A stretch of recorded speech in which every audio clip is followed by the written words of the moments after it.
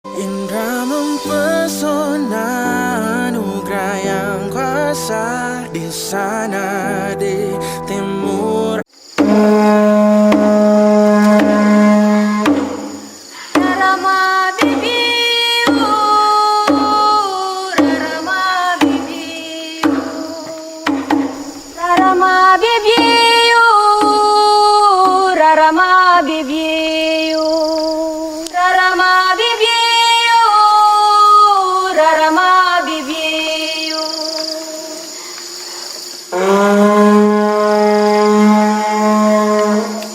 Rarama bibiu, rarama bibiu, rarama bibiu, rarama bibiu, rarama bibiu, rarama bibiu,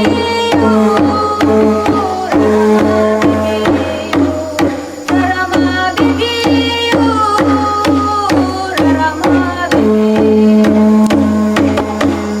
rarama bibiu, rarama bibiu.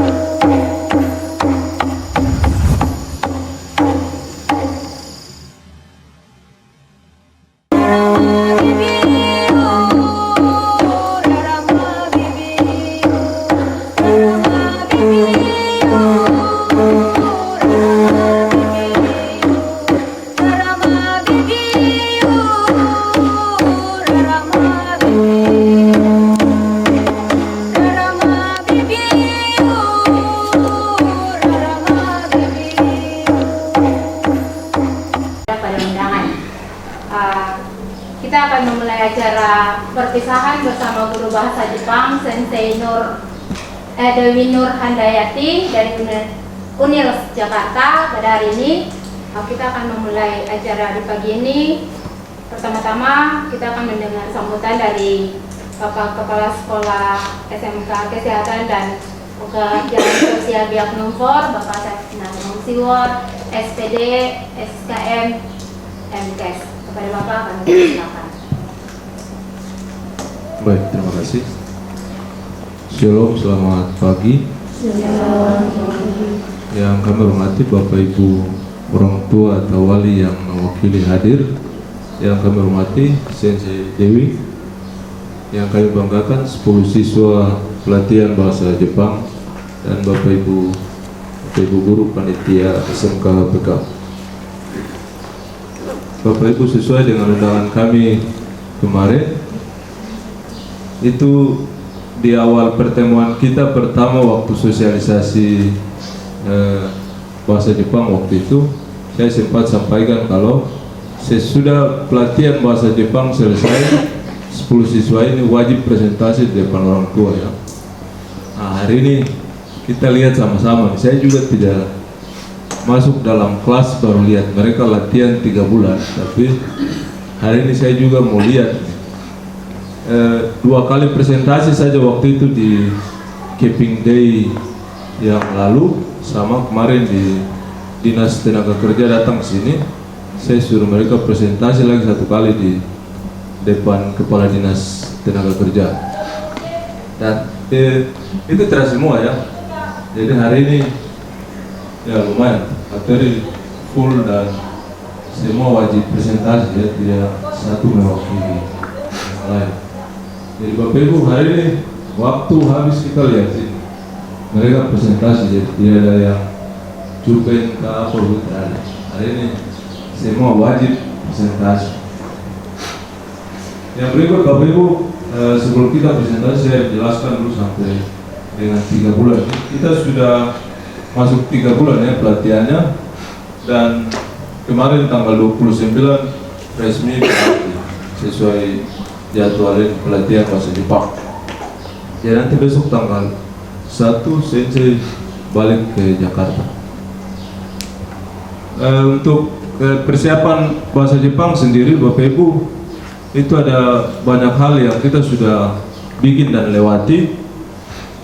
Salah satunya kemarin presentasi dari Dinas Tenaga Kerja itu semua persyaratan hampir kita sudah lewati semua. Saya hitung tinggal satu persyaratan lagi, otomatis mereka sudah siap. Misalnya kalau ada tes ke Jepang, sudah bisa ikut tes ke Jepang.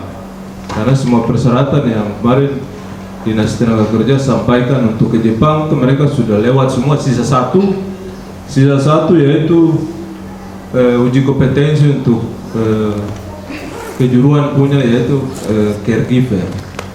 Jadi itu kan nanti pas kita yang mau lulus besok, ini tahun depan di bulan April ya, itu nanti kita undang LPK yang untuk ujian ini, ujian sertifikasi lagi, baru mereka ikut supaya genap sudah semua persyaratan. Yang sudah kita lewat kemarin itu salah satu persyaratannya tuh harus dia pernah mengikuti JTS, itu sertifikasi bahasa Jepang. Nah, itu mereka sudah lewat, nilainya juga sudah keluar, masing-masing sudah lihat. Terus yang berikut itu ada tes ujian dari LPK punya khusus program keahlian masing-masing ya. Itu kemarin kita ujian di lab komputer, itu juga sudah N5 ya, kalau bahasa Jepang punya mereka harus wajib minimal N5 ya. Jadi itu mereka sudah memenuhi syarat di situ. Kemarin juga saya daftarkan mereka untuk ikut uji kemahiran bahasa Indonesia, karena kalau mau keluar negeri minimal bahasa sendiri juga harus sudah. Nah itu kemarin juga semua sudah ikut. Jadi dia pegang sertifikat besok ini banyak nih. Jadi misalnya ijazah, berikutnya sertifikat praktek di rumah sakit tuh, sesudah itu dia pegang sertifikat satu lagi pelatihan bahasa Jepang yang JTS punya dia sudah ikut. Terus uji kemahiran bahasa Indonesia lagi dia pegang lagi. Tinggal terakhir tuh yang program keahlian punya ujian sertifikasinya. Hanya dia repot karena kita kan lolos ini jurusan asisten keperawatan dan caregiver untuk program SMKPK, sehingga makanya keperawatan agak sedikit banyak sini. Tapi disisip dengan analis 1, farmasi 3. Jadi di ujian ya itu agak repot sih, tapi persyaratan untuk misalnya kalau lolos kerja di Jepang, yang mereka minta tuh caregiver. Mereka tidak minta bisa jurusan farmasi, itu dia punya nanti tesnya sendiri lagi. Jadi besok ujian sertifikasi kejuruan punya, mereka pindah ujian yang caregiver. Itu kemarin mereka sudah kasih ada 10 poin yang nanti diujikan. Kita juga sudah MOU dengan LPK yang nanti mengeluarkan sertifikat kompetensi khusus caregiver. Itu di Indonesia kan cuma satu saja. Kemarin kita undang datang, sudah MOU. Jadi besok tahun depan tuh kalau ujian saya daftarkan 10 nih ulang, baru mereka ikut ujian itu. Kalau itu lagi sudah pegang, kemarin kan kita pertemuan dengan Dinas Tenaga Kerja. Nanti mereka harus daftar kartu prakerja itu, ditambah dengan ada akun siap kerja. Di situ biar kita terdaftar di pemerintah punya untuk bekerja di Jepang. Tapi tahun lalu rumah sakit Biak daftar itu ada, mereka minta 30 perawat ke Jepang. Daftar sampai kemarin tuh sisa 1 saja yang lolos. Dari 30 tuh cuma 1 saja yang lolos, karena semua tidak tahu bahasa Jepang. Padahal mereka minta perawat ke Jepang. Makanya kemarin saya undang Dinas Tenaga Kerja datang, langsung saya kasih tahu kalau kita sudah siap 10 siswa siap ke Jepang. Jadi Bapak Ibu itu mungkin ada sedikit gambaran. Saya juga lihat sedikit di mereka punya presentasi sebentar. Kita agak sedikit bangga ya Bapak Ibu, karena ini pertama kali di Kabupaten Biak bisa ada 10 siswa fokus sekali di bahasa Jepang. Kalau ke depan program ini masih ada, saya daftar terus saja, kita panana biar semua bisa ke Jepang lah. Jadi Bapak Ibu mohon dukungan lagi biar ini kan besok sudah selesai ya. Minimal dia baca buku yang kemarin kita beli mahal-mahal. Minimal ulang-ulang, kasih panas-panas, tiba-tiba seleksi ke Jepang punya muncul, pas dia pergi tes ulang nilai turun lagi. Seluruh aktivitas pelatihan bahasa Jepang juga tutup pas di tanggal 6 Desember. Mungkin itu hari ini kita sama-sama saksikan dan lihat mereka punya penampilan. Yang terakhir, terima kasih untuk Sensei Dewi. Bapak Ibu, di surat dari Unilis pertama itu bukan ibu yang datang. Waktu saya belum kasih tahu ke orang tua, itu ada mereka kirim, yang mereka kirim ibu nih tinggal di Biak sini, terus dia juga daftar sebagai guru pelatihan bahasa Jepang di Unilis, terus lolos. Jadi mereka kasih dia duluan ke sini. Tapi saya agak sedikit tidak mau tunggu Papua aja, Papua anak-anak kepala batu. Sama ini karena bahasa Jepang butuh yang halus-halus tuh. Begitu. Ini pasti suruh kalau dia bicara salah nih. Oh, komennya nanti marah kasar-kasar, besok kan sudah mau masuk. Jadi menurut tanggapan dari anak-anak, justru sensei ya ini ulang nih. Jadi justru saya tukar, saya komplain ke Jakarta waktu pas ada antar mangga ke sana, saya komplain karena saya lihat situ, wah ini kita bayar mahal, terus yang datang nih yang dari tinggal Biak, wah repot sekali. Padahal ini biaya kursus semua sudah ada dalam biaya RAP, sehingga saya bilang bagaimana Bapak dari Unil, saya bilang bagaimana kalau kita juga setara dengan sekolah lain yang ada dapat langsung dari Unilis Jakarta datang gitu, supaya agak sedikit beda lah. Coba dia sudah pelatihan bahasa Jepang, terus yang masuk ini ibu guru Biak sendiri yang masuk lagi baru panggil tuh mama adik, itu terus malas belajar. Jadi saya ganti kemarin itu gara-gara itu, makanya ibu bisa ditukar dan bisa hadir di sini dan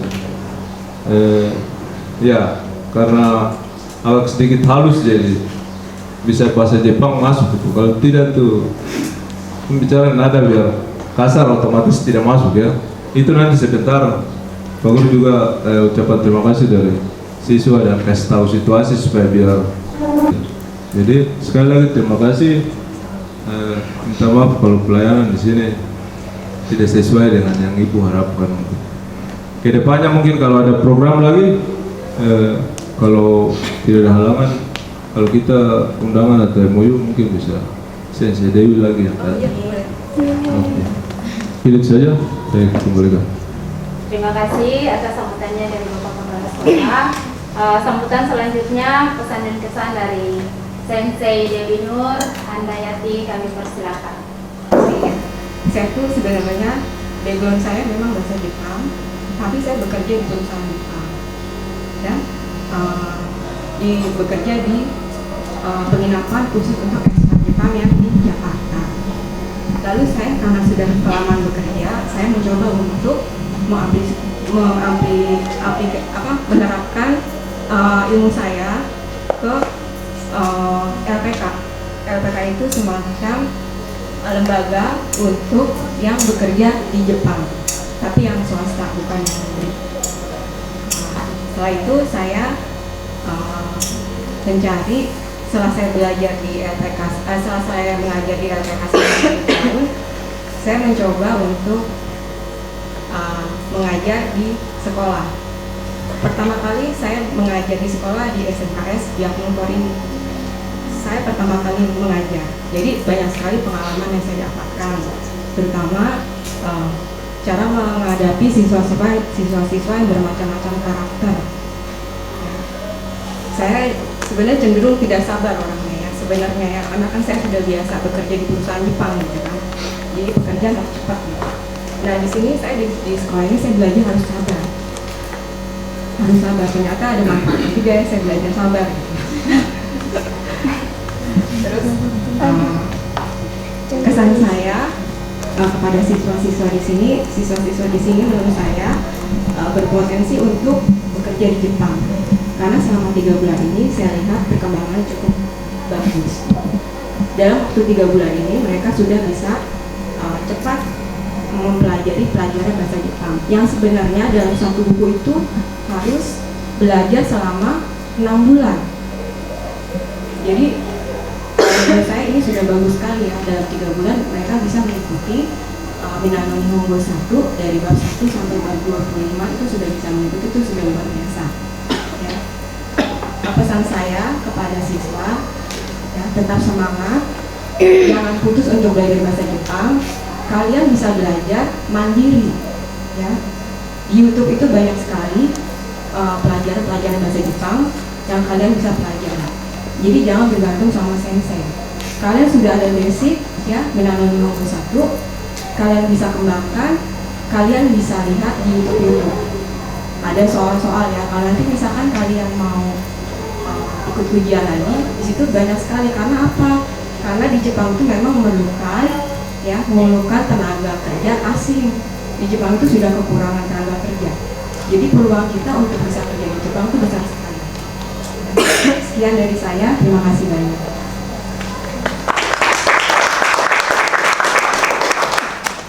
Terima kasih untuk pesanan-pesannya dari Sensei kepada para siswa dan juga untuk kami semua.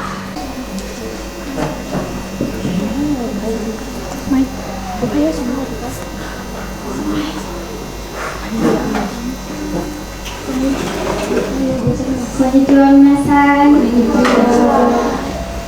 Hajimemashite, watashi no namae wa Yurenanchi Madoen tomoshimasu. Yuri to yobarete imasu.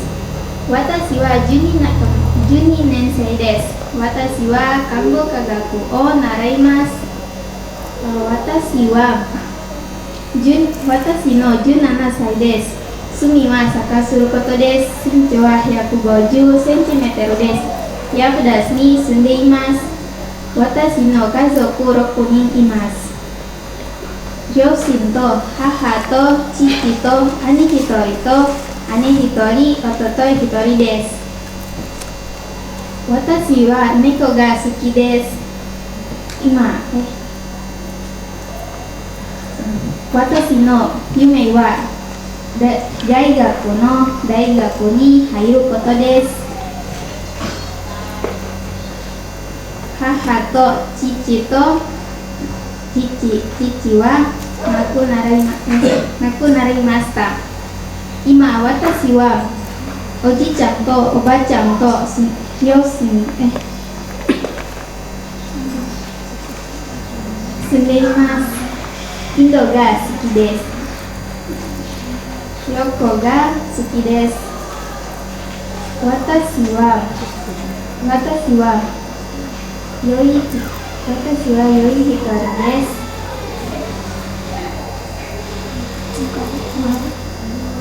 私の良い人で親切ないます。私の兄弟はハンサムで綺麗です。私は12仲間がいます。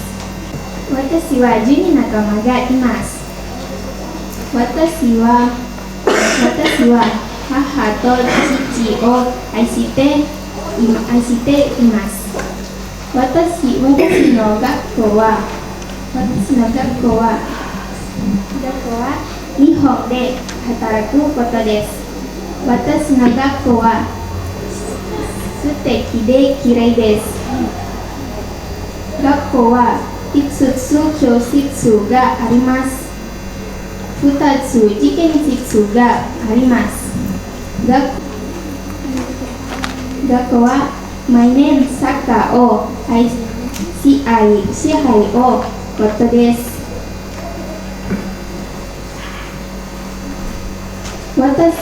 私たちからモチベーション分は私たちが世話してを送ってことです。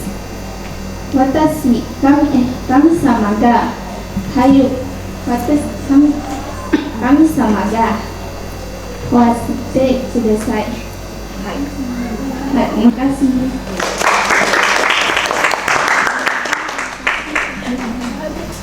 Ya, untuk yang kedua, siswa yang kedua. Konnichiwa minasan. Konnichiwa. はじめまして。私の名前はアプレミシャリマラと申します。アプリアと呼ばれています。年は17歳です。趣味は歩よりすることです。身長は約60センチメートルです。うちで鶏と犬を世話するのが好きです。家族は7人います。両親と兄と姉と私と弟です。兄弟で私は3番目です。私は SMK Kesehatan Byakuの看護科学の学生です。この学校に友達がたくさんいます。この学校で看護科学と薬科学と検査分析学を習っています。この学校の昼花は広くてきれいです。この学校は2つ先生室があります。1つ教室があります。1つ実験室があります。1つコンピューター室があります。他のファシリティは学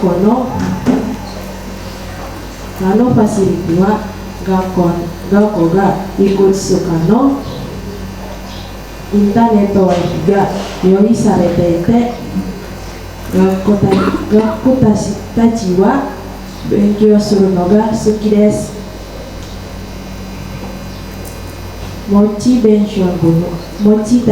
私たちからモチベーション分は私たちがシェアして応対しますが、神様が直してくれることです。どうもありがとうございました。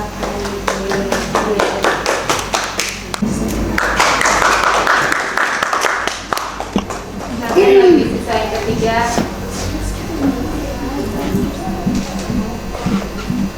Minasan, konnichiwa. Hajimemashite. Watashi no name wa Sushi Fumoto to moshimasu. Sushi to yoborete imasu. 19 歳です。2005 9月14日です。体重は 43kg です。身長は約 53cm です。私はキリシト教です。インドネシアのパプアのビアクから参りました。私、趣味は歌をすることです。ビアクにジソはJalan Majapahit Asrama Kodim です。私は SMK Kesehatan Byakuの学生です。私、12年生です。看護科学です。私の家族は6人います。母と兄1人と妹2人と弟1人です。学校に2人仲間がいます。エンダさんとアプリアさんです。日本語と看護科学を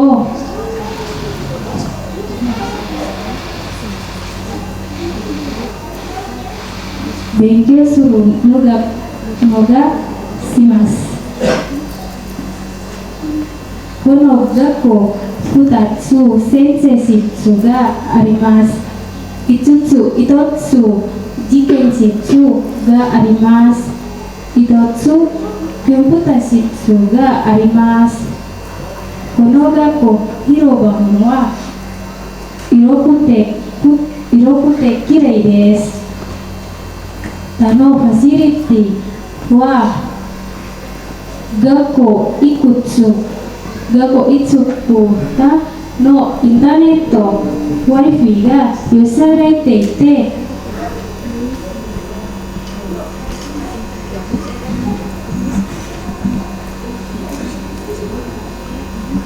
学生たちは勉強するのがもっと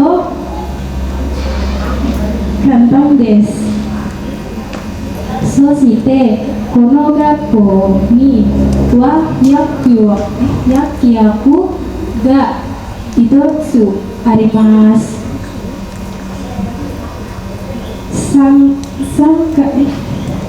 3ヶ月間日本語を教えてくれて先生に感謝します。またこのプログラムに協力してくれた学校の先生たちにも感謝します。特にご著様にいつも学校で導けてくださって本当にありがとうございました。私たちからモチベーションは私たちが世話して交代します。が神様が直してくれることです。どうもありがとうございました。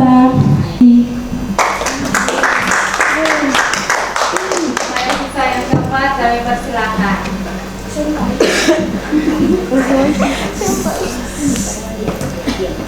Konnichiwa minasan. Konnichiwa. Hajimemashite. Watashi no namai wa Enda Pianimangobo tomoshimasu. Enda to yobarete imasu. Toshi wa 17 歳です。Sumi wa sotsusu oyomu koto desu. Shinchou wa 155 センチメートルです。体重は55キログラムです。インドネシアのパプアの琵琶湖から参りました。私はキリスト教です。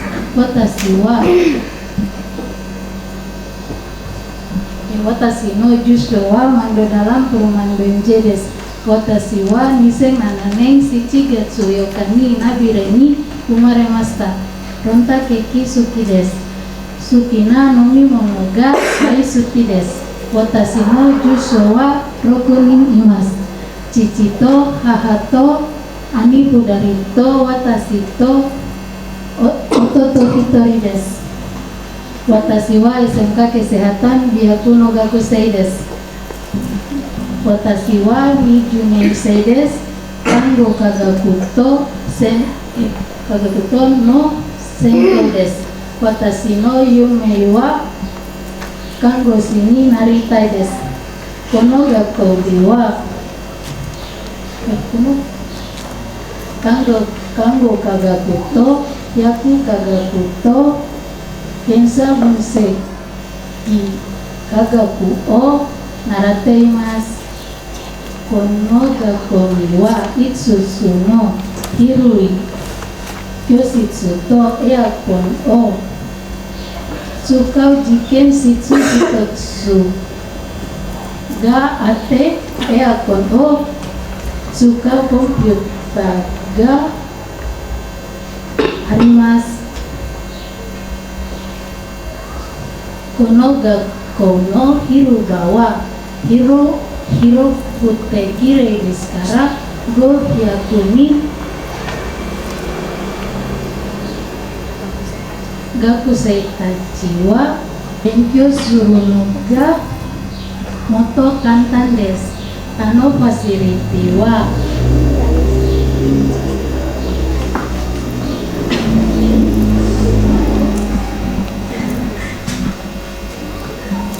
ファシリティは学校がインターネットいくつかのインターネットウィキが用意されていて、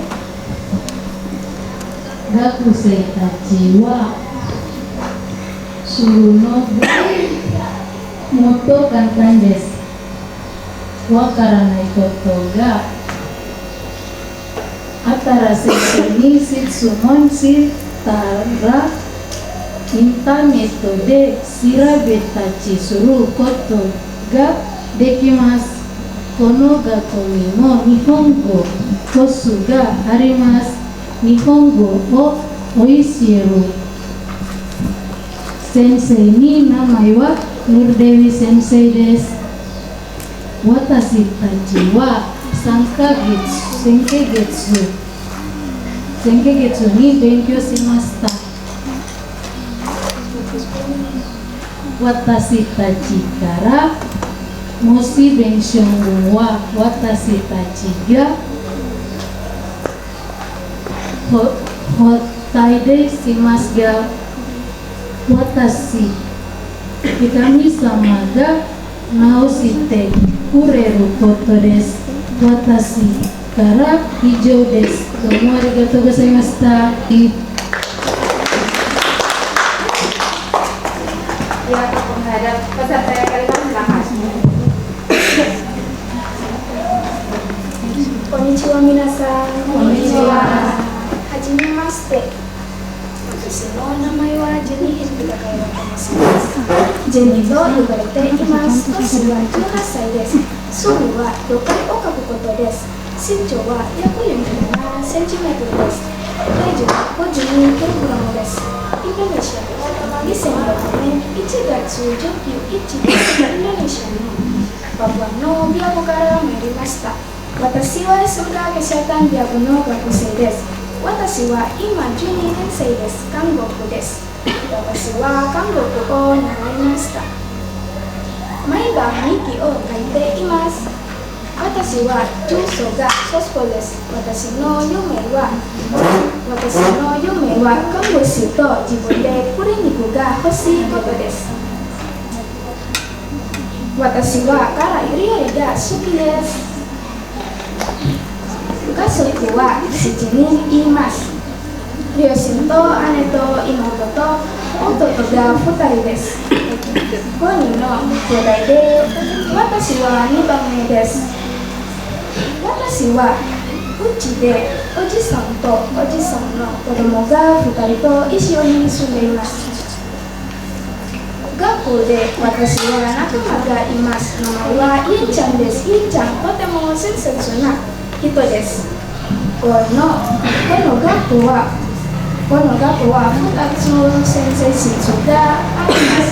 1つ教室があります。1つ実験室があります。1つコンピュータ室があります。SMK kesehatanはきれいで素敵な学校です。ここにロコの庭はきれいです。この学校の先生はとても親切な先生です。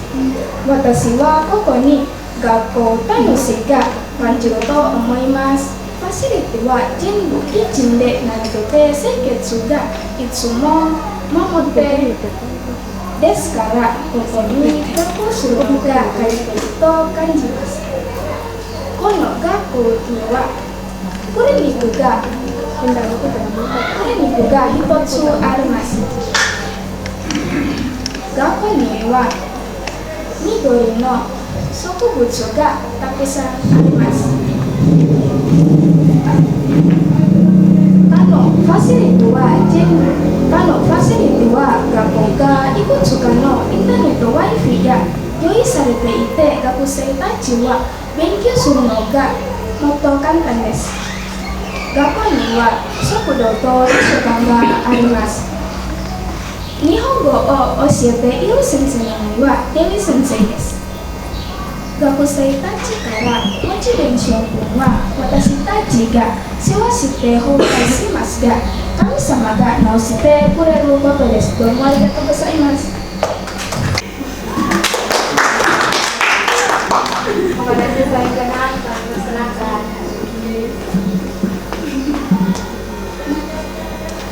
Konnichiwa minasan. Konnichiwa. 自己紹介させていただいて誠にありがとうございます。はじめまして。私の名前はグレイソフィア・パレバルンと申します。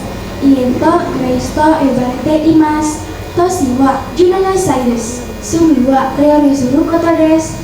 身長は148センチメートルです。体重は 48kg です。背が低くても毎日楽しいです。私はトラジャに生まれました。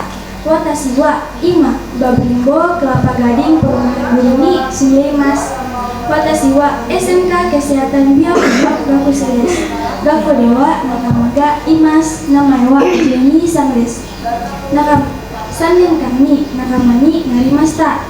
私は SMK kesehatanの学校に快適な感じています。この学校では7つの医療教室とエアコンを使う実験室の室があってエアコンを使うコンピューターもあります。この学校の広場は広くてきれいです。500人学生たちを集まることができます。ここに先生は親切で優しい先生です。私たちは一番校長様がやごちそうさまが私たちが一番いいごちそうさまがいます。学校にすでにたくさんの友達がいます。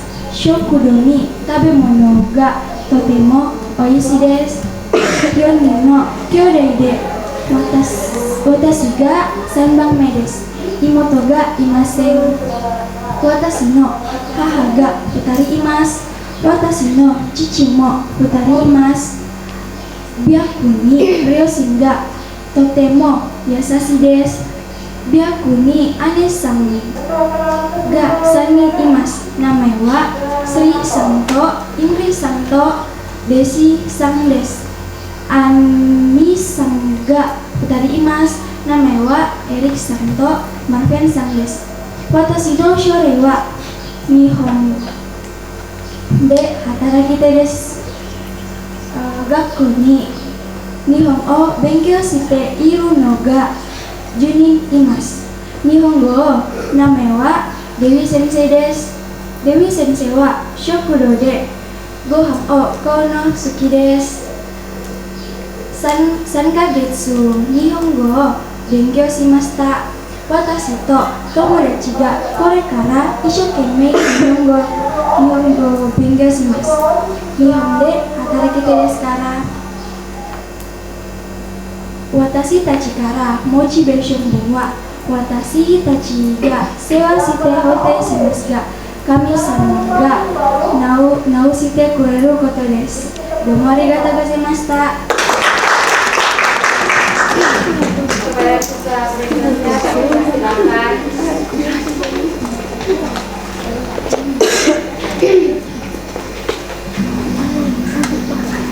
Konnichiwa minasan. Konnichiwa. 自己紹介させていただいて誠にありがとうございます。はじめまして。私の名前はマグダレナ・イ・アシェレンと申します。マグダと呼ばれています。私はネイティブのパプア人です。インドネシアのビラクから参りました。2007年5月29日です。私の住所はアリドゥアです。私の宗教はキリスト教です。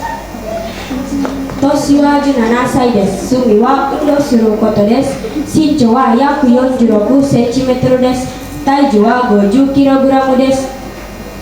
私の家族は3人います。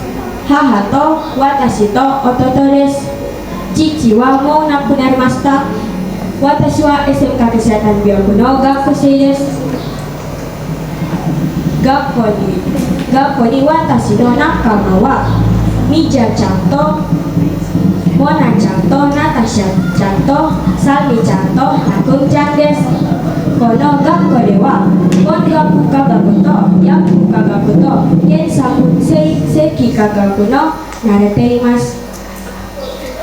私は製薬科学の学生です。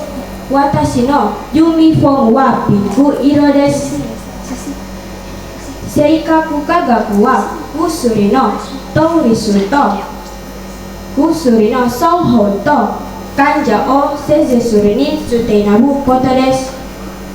この学校は薬の植物があります。セレキやジョチャビベキやリダボアヤキいろいろなどがあります。この学校にはいつの広教室とエアコンを使う実験室があってエアコンを使うコンピューター室もあります。私の学校には本を閉まりに本棚があります。この学校の広場は広くてきれいです。他のファシリティは学校がいつかのインターネット Wi-Fi が用意されていて学校生たちは勉強するのがもっと簡単です。学校には3ヶ月に日本語のコースがあります。はじめは私の夢はアスリートになりたいです。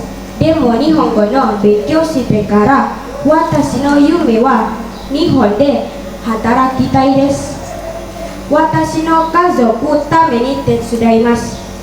私たちからモチベーションは私たちが世話して奉仕しますが、神様が直してくれることです。どうもありがとうございました。Kepada siswa berikutnya kami persilakan.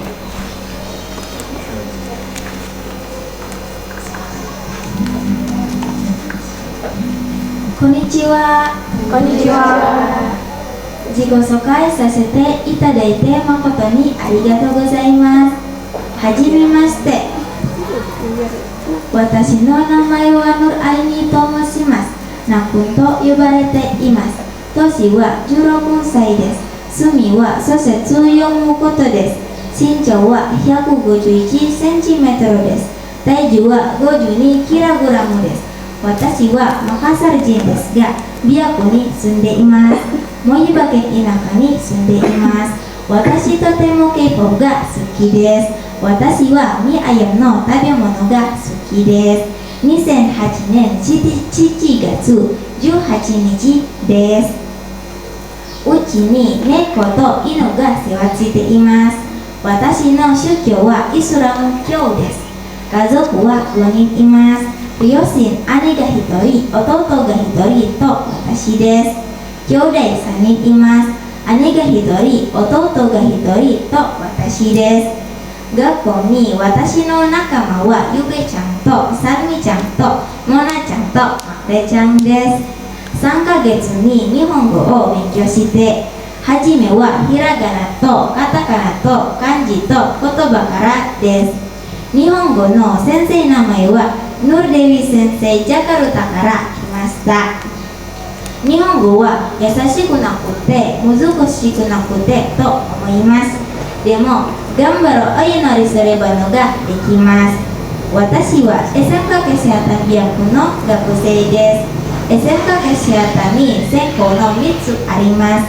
製薬科学と看護科学と研気分析科学です。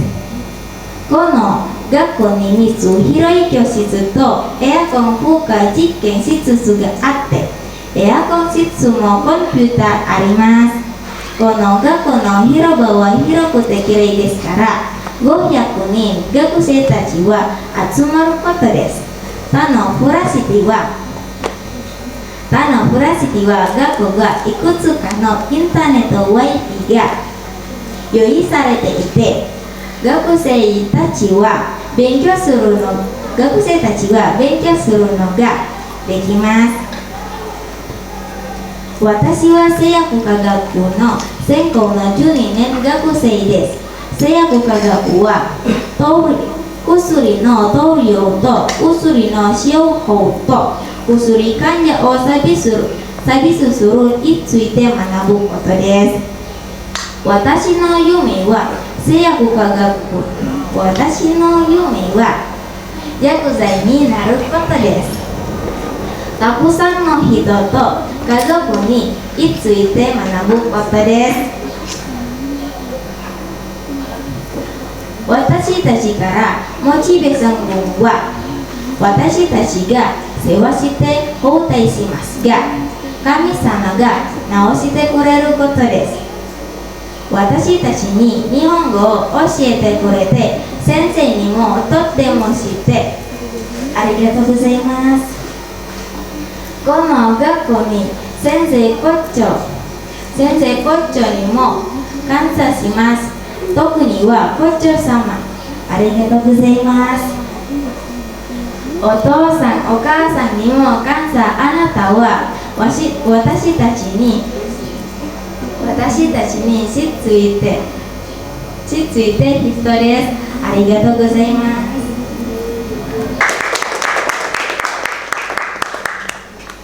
Siswa berikutnya kami persilakan.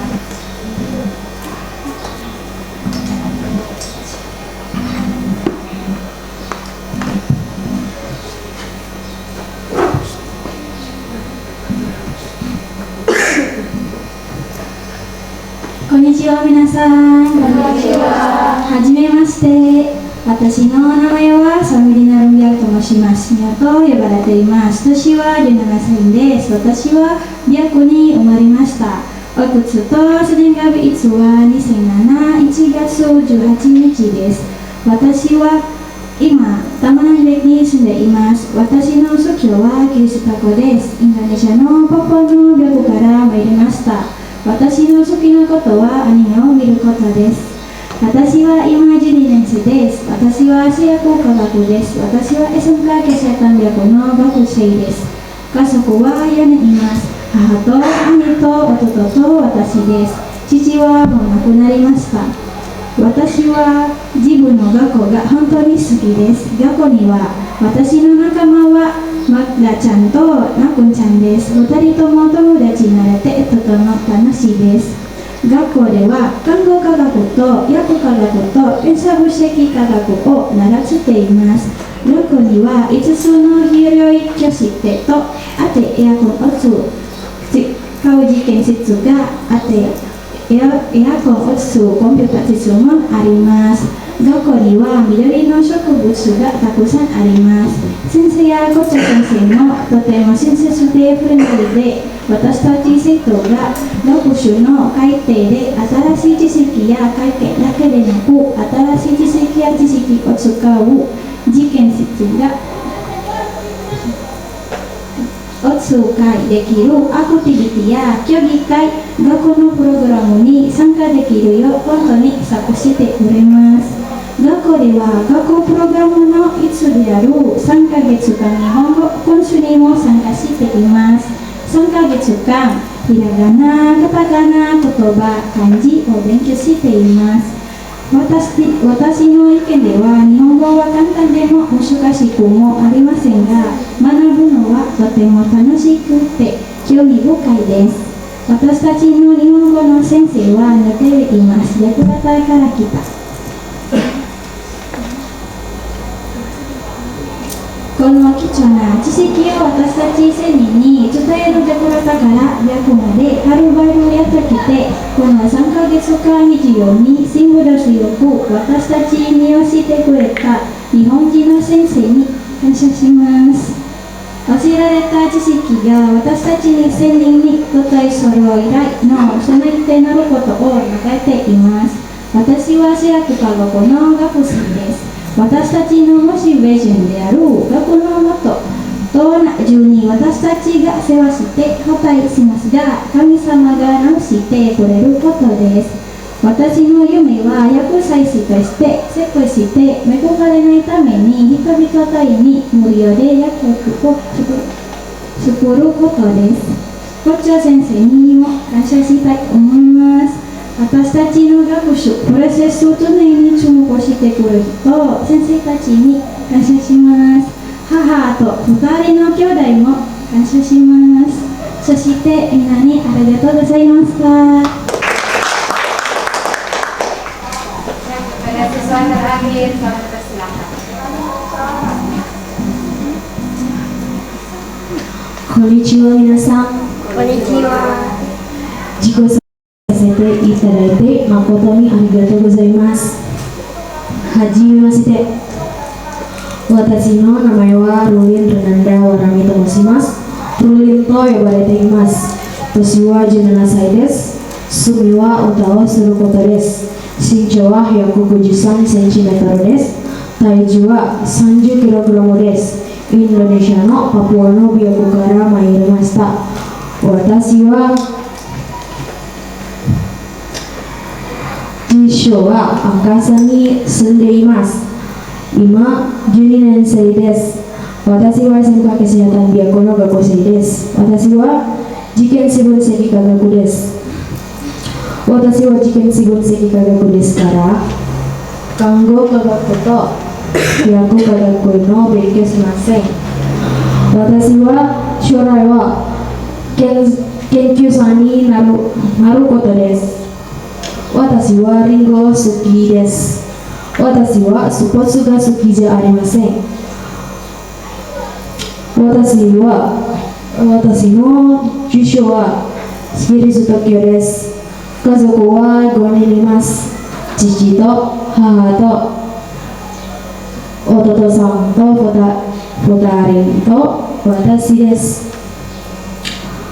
この学校では看護科学と製薬科学と検査分析科学を習っています。この学校でも10人学生がいます。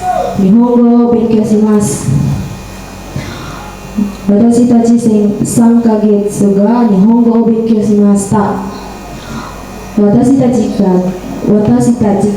モチベーションは私たちが世話してもたいしますが、神様が直してくれることです。どうもありがとうございました。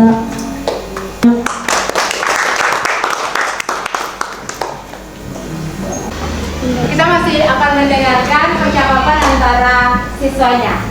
Silakan, waktu dan tempatnya kami persilakan. Silakan. Hai, Donata desu ka? 408アプリアです。こんにちは、ゆりさん。こんにちは、プレです。これからお世話になります。どうぞよろしくお願いいたします。こちらこそよろしくお願いいたします。お土産です。これは何ですか？コーヒーです。どうぞ。どうもありがとうございました。どういたしまして。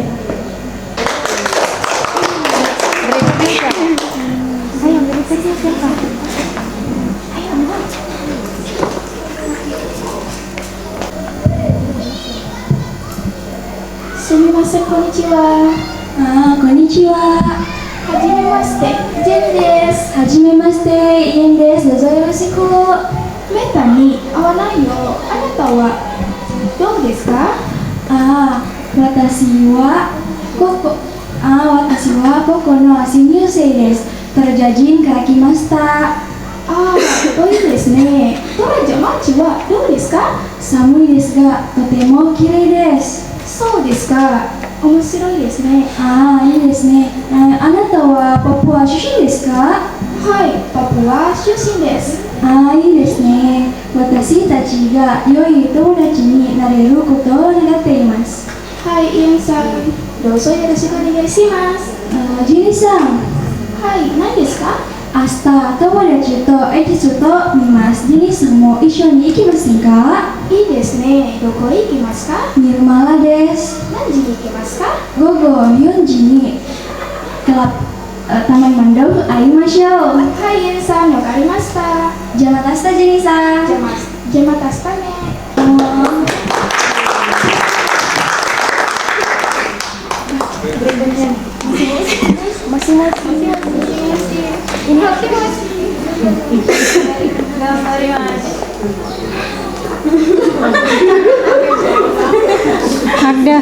Magda.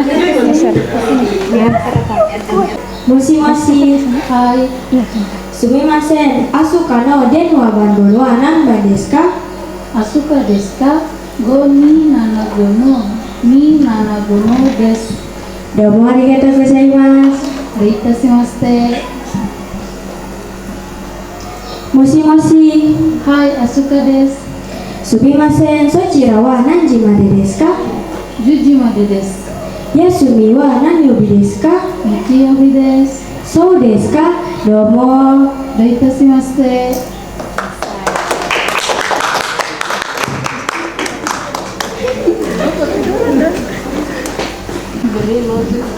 いらっしゃいませ。すみません。ワインの売り場はどこですか？1階です。どうも。すみません。はい。そのワインを見せてください。はい、どうぞ。これはどこのワインですか？日本のです。いくらですか？2500円です。じゃあこれをください。はい。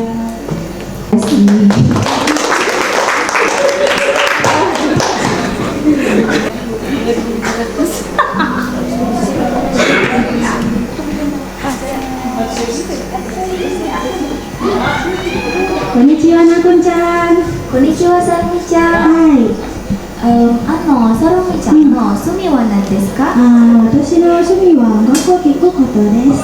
どんな音がご聞きますか？僕ちょっとクラシックのジャンルの音楽です。特にポップスが好きです。それは面白いですね。はい。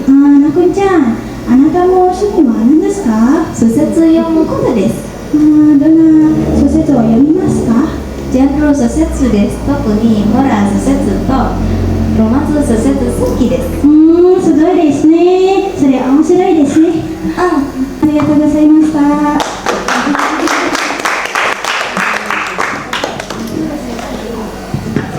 Ya, terima kasih. Itu adalah percakapan antara siswa bahasa Jepang yang mana mereka pelajari selama 3 bulan bersama dengan Sensei Dewi. Suatu kebanggaan bagi kami guru dan sekolah karena 3 bulan adalah waktu yang singkat. Seperti yang Sensei katakan, butuh 6 bulan untuk mempelajari satu buku. Tapi ternyata mereka mampu mencapai target dengan hanya 3 bulan.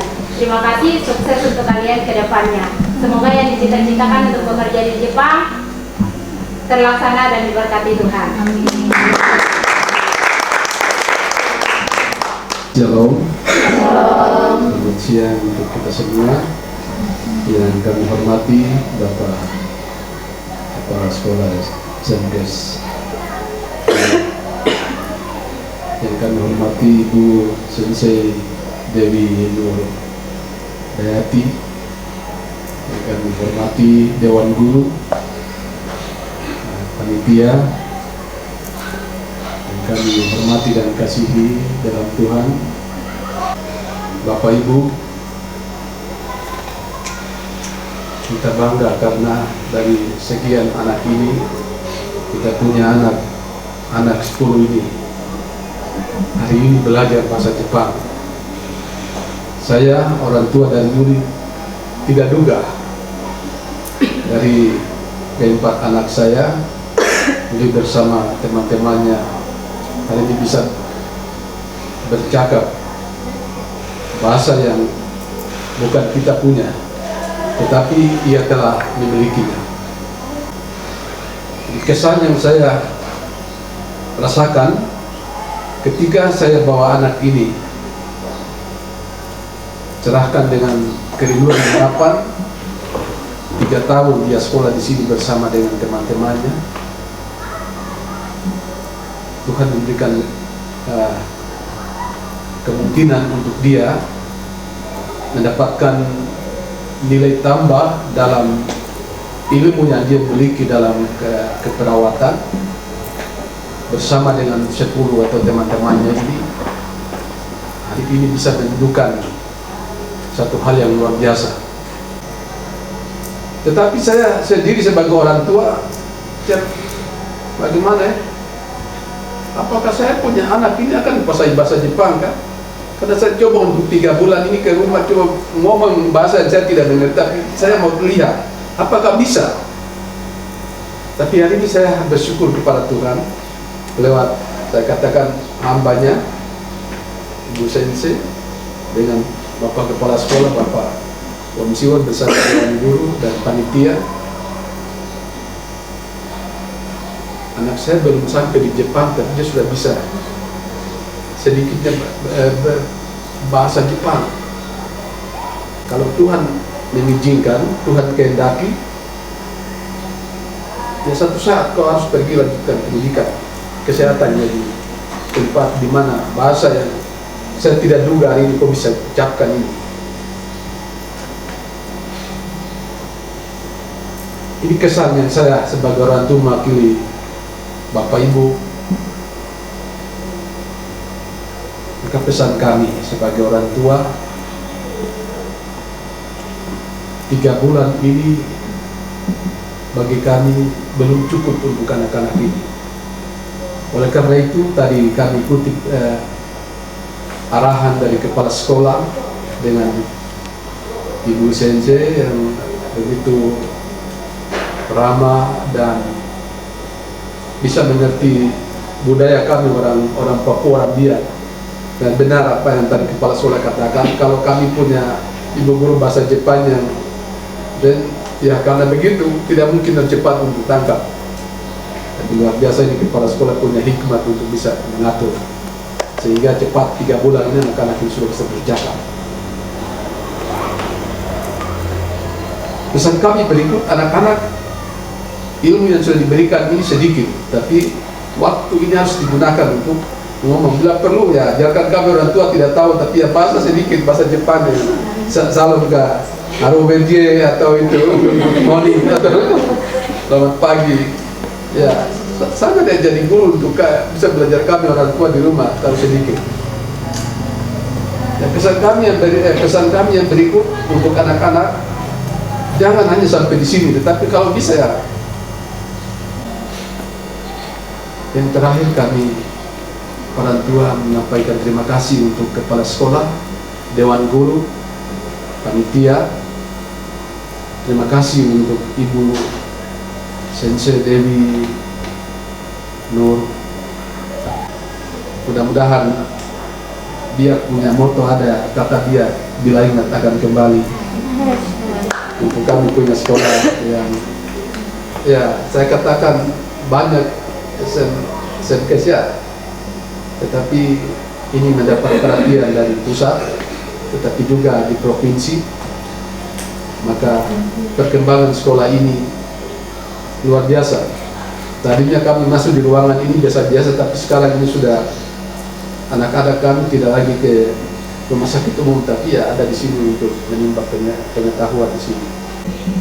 Terima kasih Tuhan memiliki hidup ini, memberkati sekolah dan memberkati ibu. Shalom. Shalom.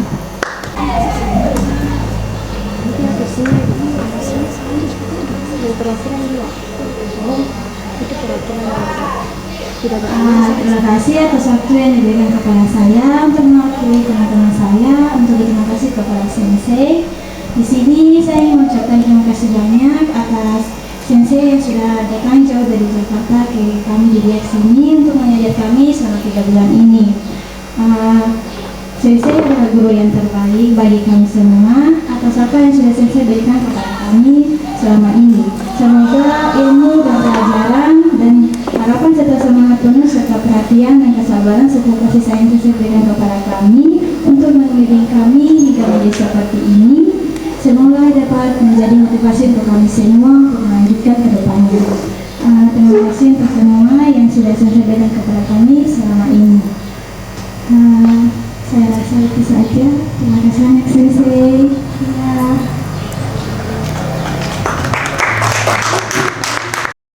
Indra mempesona, anugerah yang kuasa di sana di timur Indonesia.